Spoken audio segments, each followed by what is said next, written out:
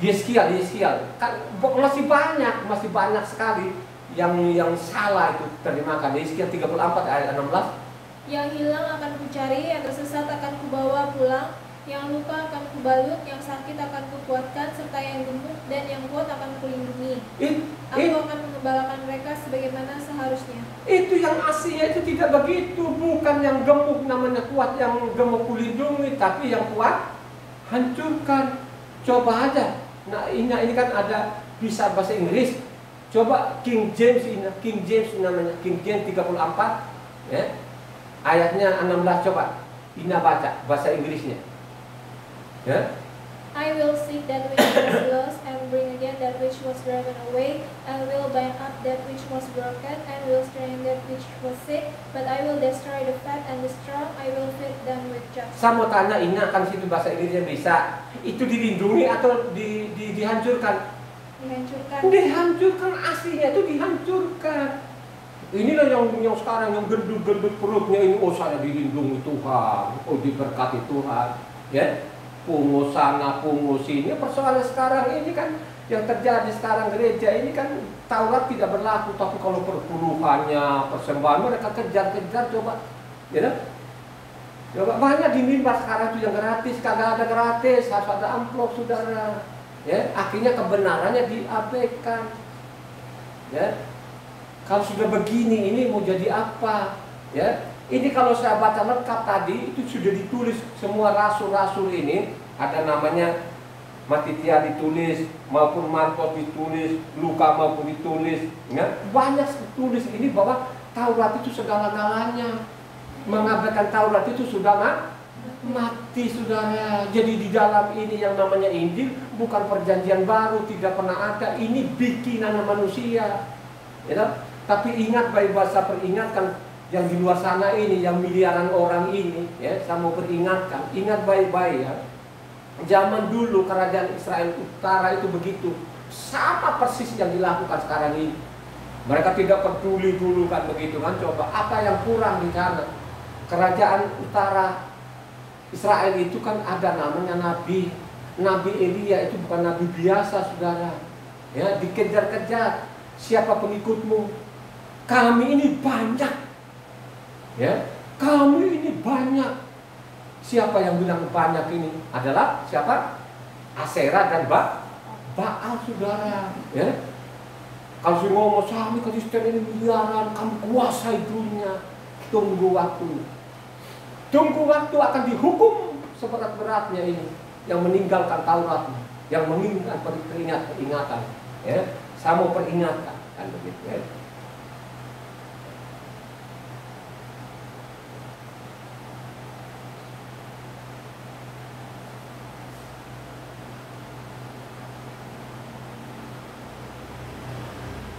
Kalau kita lihat kan, ya, jangan sampai namanya melanggar yang tertulis tadi. Kalau engkau melanggar, namanya penyakit. Ya. Benar nggak? Ya, sekarang ini yang terjadi, hancur manusia ini, saudara, hancur sudah. Ya, kita juga dampaknya, saudara. Yang jadi masalah sekarang ini, yang saya lihat sekarang ini. Misalnya orang sembuh sekarang, orang sembuh, dia bilang terima kasih Tuhan Yesus. Itu bukan sembuhnya karena benar-benar dia sembuh gitu loh. Dia berdoa sama Tuhan Yesusnya kan begitu, berdoa gitu tuh sembuh, ya. Bukan. Ya, coba bayangkannya, dokter yang sembuhkan Tuhan Yesus atas nama. Benar nggak, ajaran nggak begitu di dalam? Misalnya sekarang tabib-tabib yang sembuhkan, terus Yesus mengatasnamakan bahwa saya sembuhkan, ada nggak firman? Tidak pernah ada. Tidak pernah ada, saudara. Ingat baik-baik, tidak pernah ada. Ini namanya doa, namanya ngawur. Loh, Tuhan itu sudah dikasih kebebasan. Tuhan itu diberi pengetahuan. Ya, dia menyembuhkan orang, ya sudah, itu kan keahliannya dia. Dokter itu kan belajar. Kalau dia orang Kristen terus dia mengelai Tuhan Yesus, yang menyembuhkan dia masuk dokter Kristen itu, ya masih mendingan. Tapi kalau dia bukan Kristen, marah sekali orangnya. Gua yang sembuhin, gua rayasin obat, enak saja lo Tuhan lo yang sembuhkan. Ini kan ngawur, ngawurnya ngawur. Tapi ingat baik-baik ya, ingat baik-baik ya. Saya tidak melarang, saya mengatakan dari dulu, saya tidak melarang akan engkau ke dokter sekolah. Ya, yang saya larang itu kalau ke dukun ini kan gini tangannya, itu dukun benar. Tapi kalau dokter benar, ya. Tapi itu kan ada sekolahnya, ya. Di sekolah belajar benar. Kalau namanya dokter sekolah beneran, kalau tidak kan bisa mati orangnya kan begitu kan, ya. Dia tidak mengklaim. Ingat baik-baik ya, ya. Kalau kita lihat, coba baca satu orang.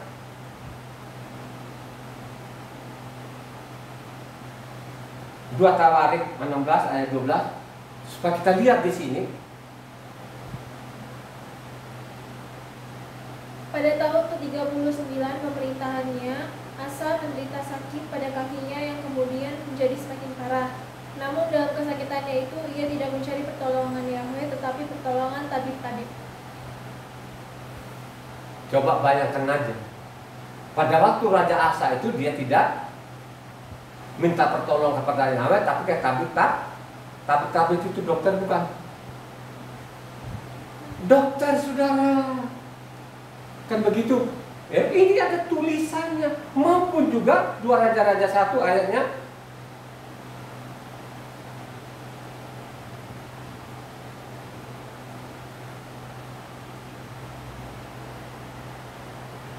Ayatnya 2 sampai 4. Pada suatu hari jatuhlah Ahazia dari kisi-kisi kamar atasnya yang ada di Samaria lalu menjadi sakit. Kemudian dikirimnyalah utusan-utusan dengan pesan, pergilah mintalah petunjuk pada Baal-zebub, ilah di Ekron, apakah aku akan sembuh dari penyakit ini?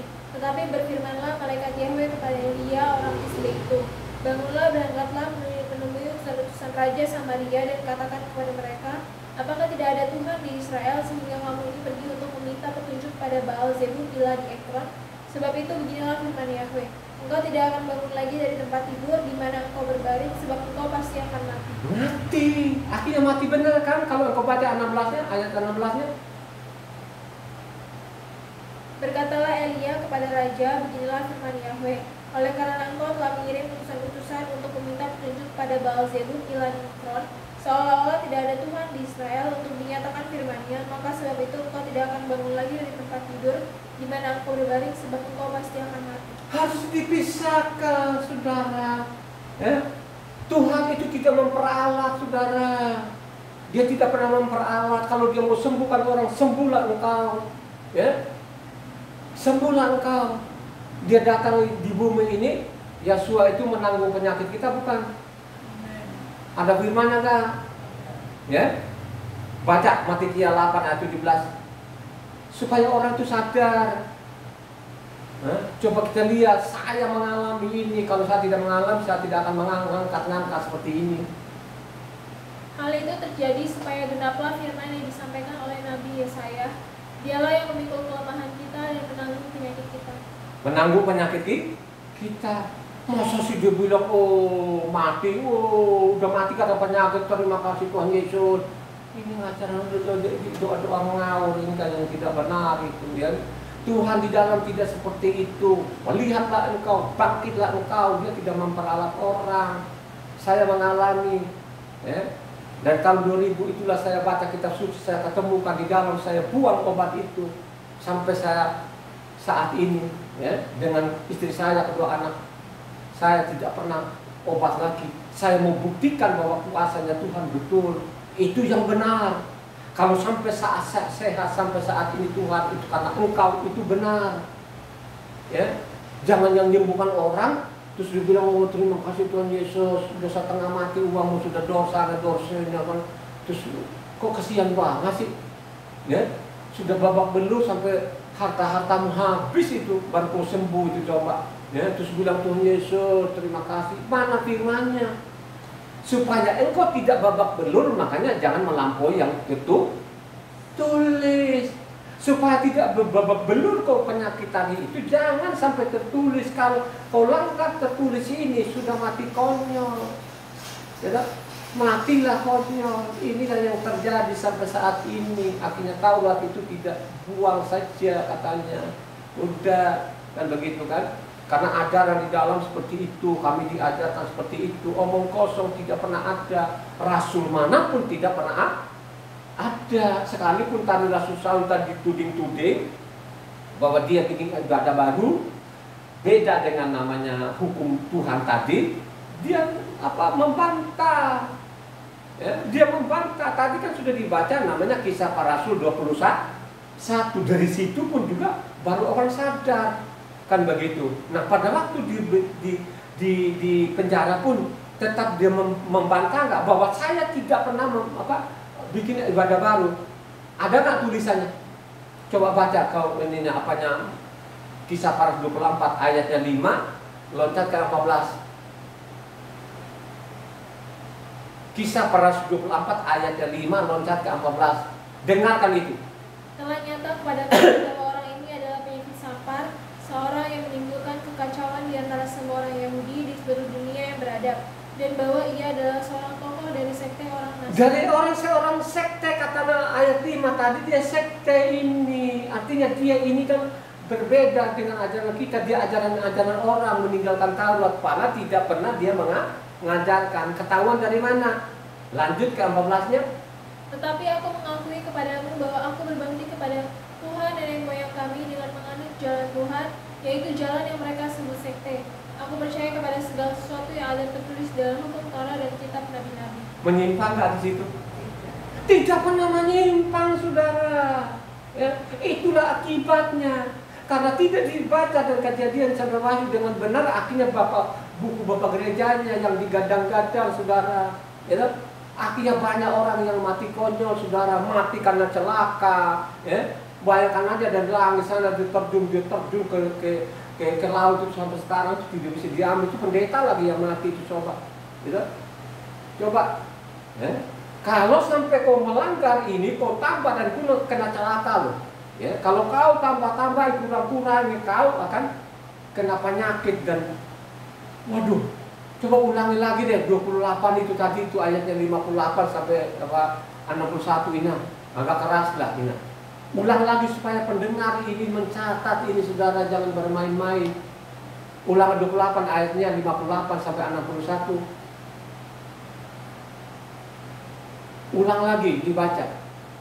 Jika engkau tidak melakukan dengan setia segala perkataan hukum Torah yang tertulis dalam kitab ini, dan engkau tidak takut akan nama yang mulia dan dahsyat ini, yakni akan Yahweh Tuhanmu, maka Yahweh akan menimpakan pukulan-pukulan yang ajaib kepadamu dan kepada keturunanmu, yakni pukulan-pukulan yang keras lagi lama dan penyakit-penyakit yang jahat lagi lama. Ia akan mendatangkan pula segala wabah Misraim yang ketakutan itu kepadamu, sehingga semuanya itu melekat padamu. Juga berbagai-bagai penyakit dan pukulan yang tidak tertulis dalam kitab Taurat ini akan ditimbulkan Yahweh menimpa engkau sampai engkau punah. Lu bisa bayangkan aja, pukulan-pukulan yang keras, penyakit, bermacam-macam penyakit, sampai lu mati. Banyak orang yang mati karena penyakit. Dari situlah Pak Pendeta di mimbar, oh sudah meninggalkan dunia yang panas. Saya betul-betul dulu waktu saya di Sumba, waktu kakak saya meninggal di nama Meru, saya mau pengen lempar batu itu pendetanya, ya, ya, saya mau pengen lempar batu aja. Oh, dia ngomong kan, oh Ama Meru sudah meninggalkan dunia yang panas, ada di pangkuan Bapak. Para kakak saya ini sudah saya peringatkan dari dulu, jangan ke dukun. Udah ke dokter, ini penyakitmu, ini penyakit namanya stroke ini kan, udahlah, semua orang di dunia seperti itu ada pembekuan darah. Bukan karena ada didukunin situ. Bukan, saya bilang gitu, apa yang terjadi kan? Kakak saya kan tetap gak mau kan, tinggalkan Jakarta, pulang di Sumba. Akhirnya di sana pun juga dokter terbatas, obat terbatas, juga penyakit tidak sembuh. Akhirnya apa, lari ke dukun. Dukun juga tidak mampu apa-apa. Bagaimana mampuannya gini-gini doang kan? Ya. Ini secara medis sudah ketahuan ini sakitnya kan gitu. Akhirnya nggak bisa juga, nggak sembuh lagi. Akhirnya larinya ke Merapu. Ya. Merapunya omnya kan katanya kan gitu kan. Coba akhirnya apa? Kakak saya meninggal kan. Coba pada waktu Pada itu orang nggak pernah datang ke rumah kakak saya cuma ngajari orang gitu, giliran mati, oh datanglah, ya datang dengan pakai jasnya segala macam. Oh, Amameru sudah meninggalkan dunia yang fana, ya kan gitu, ya sudah ada di pangkuan. Ini benar-benar apanya ajaran-ajaran yang tidak benar. Waktu hidup orang ini lu ajari, kasih tahu ini lo pasana, ini ayatnya. Sebelum terjadi ini lu lakukan, kan begitu kan? Ya. Kalau saya ngomong seperti itu kan bahwa Yesua lah yang melanjutkan hidup saya, benar itu 21 tahun saya tidak berobat lagi. Sebelumnya berobat nggak? Berobat kami berempat ini kan sudah jutaan uang habis, kuras harta. Ya. Saya sudah percaya bahwa Yahweh lah yang jadi manusia itu, ya, yang disalib itu dengan setetes darahnya Yesua itulah. Sampai saat ini saya omong, saya tidak pernah obat, saya tidak pernah ke dokter, sehat-sehat. Itu yang dimaksud di dalamnya. Jangan kita melanggar, ya? Jangan melanggar perintahnya, jangan ditambah, jangan dikurang supaya kamu jangan dianggap pembohong, ya? Supaya kamu tidak anggap pembohong, saudara. Ya? Tuhan itu tidak bisa. Dia yang ini kan terus apa? Dia yang atas nama. Ini kan ngawur gitu kan, ya. Apalagi kalau kita baca di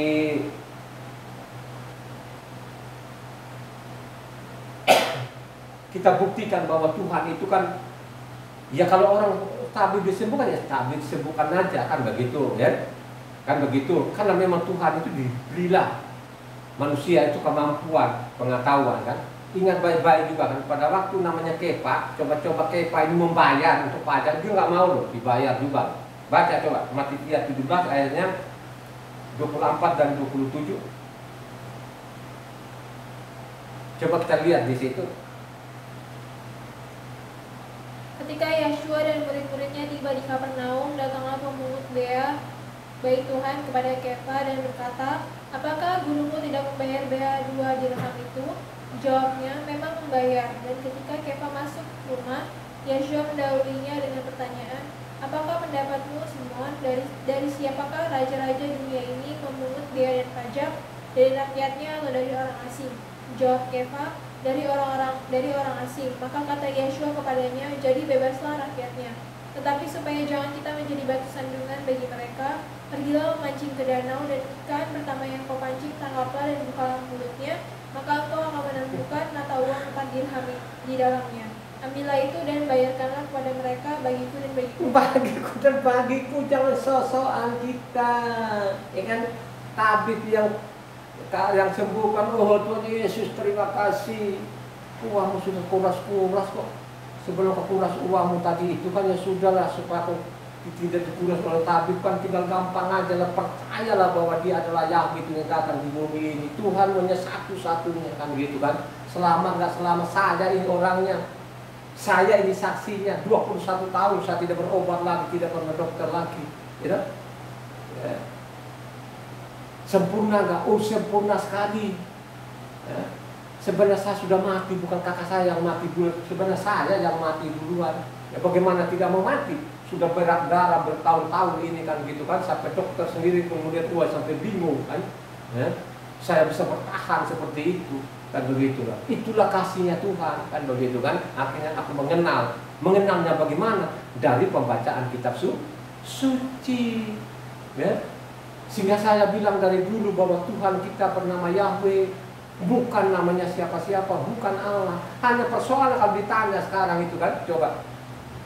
Yang tadi itu sudah, misalnya kalau kutipan-kutipan Yahweh itu sudah tidak ditulis lagi Tuhan Guru Besar semua. Hanya ada T-nya satu saja. Ini kan pembohongan yang luar biasa. Ya? Makanya di Injil itu tidak ada lagi Allah Guru Besar semua atau Tuhan Guru. Tidak ada. Ya? Mereka semua itu dirubah lagi. Ini kan penjahat-penjahat ini. Akhirnya nama Tuhan tidak dikenal lagi. Ya? Yang disuka itu punya pengetahuan supaya kita mengenal Tuhan. Tadi kan sudah apa? Yeremia 9 ayat 23 24. Ya. Mendingan lu mengenal Tuhan itu daripada mondar mandir di tempat ibadah hanya ngantuk-ngantuk. Mengenal itu siapa yang kau sembah, itu yang paling penting. Siapa yang kau sembah ini? Kan gitu, itu yang paling penting. Itu yang nomor satu dulu. Yang kita sembah itu adalah ya Yahweh. Jadi manusia kembali lagi kepada ya Yahweh, kan begitu. Ya. Kalau kita baca keseluruhan kan begitu kan. Yahweh itu menjadi anak manusia, dan anak manusia lagi kembali kepada lagi ya Yahweh, kan begitu loh. Yahweh itu Roh Kudus bukan? Roh menjadi anak manusia kembali lagi ke Roh Kudus, kan begitu aja di dalamnya, kan simpel kan. Jadi tidak ada Tuhannya tiga, hanya satu-satunya tuh Tuhan. Amin nggak saudara? Amin. Kalau Tuhan punya satu-satunya, selamat nggak? Ya, ada firman-Nya nggak? Ya, baca apanya Yohanes 8 ayat 24.